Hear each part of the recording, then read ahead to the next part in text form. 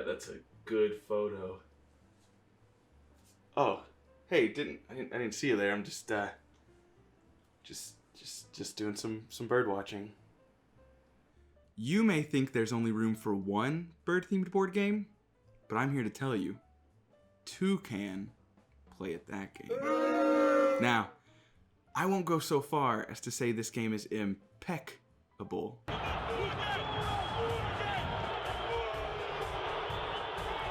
But this is pretty good.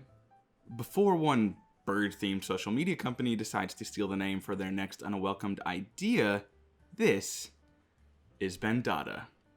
Bandada is a bite-sized game of dice manipulation and card drafting that tasks you with finding and taking pictures of the world's most exotic birds and collecting them in your tableau. Before we migrate on over to Doolin for how to play the game, I do want to mention to you that this game was provided by the publisher in exchange for an honest review. Here you go, Doolin. Thanks, Max. Alright, guys, let's check out what this game has under its hood. Or, beak. I don't know. I'm going to leave the jokes to Max. Bandada is a 1 to 2 player game meant to be played in about 10 to 15 minutes. In each session, you'll be manipulating dice to fulfill certain objectives, both public and secret. At the beginning of the game, you'll take all 12 dice and roll them once, which is very satisfying. Organize them by color, and then flip over 3 action cards that will create the draft that you'll be picking from as the game goes on. Cards will have you either re-roll, flip, add, or subtract from the dice available. But what are we doing all of that for? Well, this is where Bandada really shines, and it's the way that scoring occurs. At the bottom of every single action card that you specifically choose is a way that you and you alone will score. Taking into consideration the dice, the actions that you can take, and the way scoring occurs will help you decide which card you need to pick up. Once you've picked it up, you place it in your Bandada, which is a selection of 4 cards that you'll be collecting throughout the game. As an example, let's say there were these 3 cards on the table for you to choose from with this dice bowl. Not only will you want to be mindful of how dice manipulation affects your scoring, but you also want to take into consideration what it does to your opponent as well.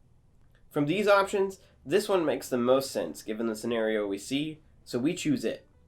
We then manipulate the dice to help us score that specific objective. Here's where things get a bit dicey. You agreed to stay away! I lied. After we've taken our card, scored our points, and placed the card in our Bandada, we pass the turn to the other player, who also uses the exact same set of dice, chooses from a new card and the old 2 cards you left, and scores the exact same way that you did, also placing a card in their Bandada. We check both of the cards in our Bandada again, and score both of them again. Here's where you gotta pay attention though, because you're probably not gonna get the same points that you did the first time you scored it, because the dice have changed. This gives whoever went last a very clear advantage, but remember that it rotates back and forth every single round. Also, this game is really fast, and it's only played over the course of 4 rounds. But by the end of the 4th round, and you have 4 cards in your Bandada scoring 4 different ways, you're gonna see some major points get thrown up on the board, if you've prepared correctly. What we've just taught you is actually enough to play the beginner variant, and I highly recommend that for your first time, but the 2 additional aspects of the game that we're about to discuss make this game so replayable.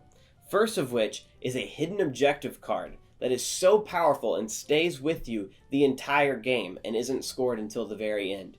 There's also these little itty-bitty baby meeples that you can play to manipulate the dice in some way, or spend all together to trade out a card in your Bandada. All this seems like a lot when explained, but I promise it really only takes about 1 practice round of 10 minutes before both of you are fully on board. It won't be long before you're hate drafting and manipulating the dice to hurt your friend or get revenge because they hurt you last round, and by the end, I promise all of your friendships will be gone. Something we haven't even begun to discuss is the solo mode. That is amazing. And also the campaign cards.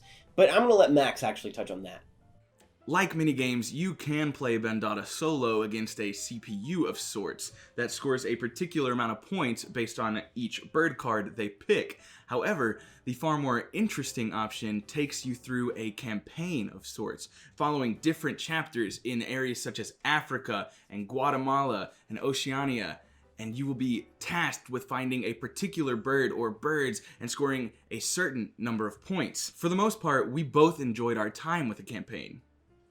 For the most part. Alright, today we are in Oceania. Finish the game with all 3 birds of paradise in your tableau and at least 41 points. Shouldn't be too bad. Let's get going. Let's see what we've got. Hey, Emperor Bird of Paradise. There we go, first draw. Oh no. Oh, but this is... All 3 birds of paradise that I need are in the first draw. Let me double check the rules here. After you've drafted your card, the other 2 are put into a discard pile. Well, I guess these go to the discard. That's okay. I might be able to get it back with my little baby meeple at the end. We'll see what happens.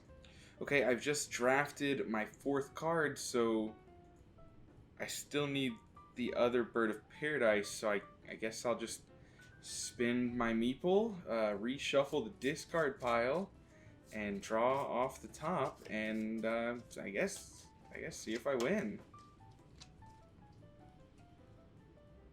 I lost. Although this is a rare occurrence that can only happen in a couple of the scenarios, we felt it was something that we had to mention. It's an unfortunate problem that may not come up all that often, but needed to be addressed. The campaign itself is quite short. There are only 10 scenario cards. However, what's there is extremely enjoyable. I really enjoy trekking through different parts of the world and finding particular birds. Each chapter tells just enough of a story with just enough flavor without distracting and taking too much time away from the actual gameplay. The campaign is replayable as each different scenario is just a pass or fail situation. With that being said, after you've played it the first time through, it's more of just a, can I beat this scenario with a better score, as the story aspect has faded by that point. Regardless, both Doolin and I really enjoyed the campaign in spite of the minor blemishes that we showcased. Now that you know a little more about the game, or have just skipped forward to this point in the video to hear my final thoughts, let's talk. Bandada is small, and with so few cards, I do worry about the longevity and replayability that it has to offer. But with that being said, Bandada is excellent. It's so quick, so small, yet even though there aren't many cards, each action you take is impactful. Every round you're focusing on not only your cards, but your opponent's cards, your secret objectives, your Bandada, your opponent's Bandada, and trying to balance and juggle all of those things makes each decision you make crucial to how the game goes for you. As the game goes on and you get more cards in your tableau, it becomes increasingly difficult to score every bird efficiently. Bandada is a wonderfully concise experience that I look forward to playing again. It's easy to table, it's easy to teach, and it's a joy to play. If you're someone who enjoys any number of dice manipulation, card drafting, math puzzles, 2-player games, or even pretty bird art, then Bandada might just be for you. This is Chase Estep's and Runnaman Games' first foray into board gaming, and it does not disappoint. You can find Bandada on Kickstarter this February. As for Table Knots, we give Bandada 8 red-tailed comets out of 10. You may think there's only room for one bird-themed board game, but I'm here to tell you, 2 can play at that game. Now, wow. I won't go... I'm sorry, but wow.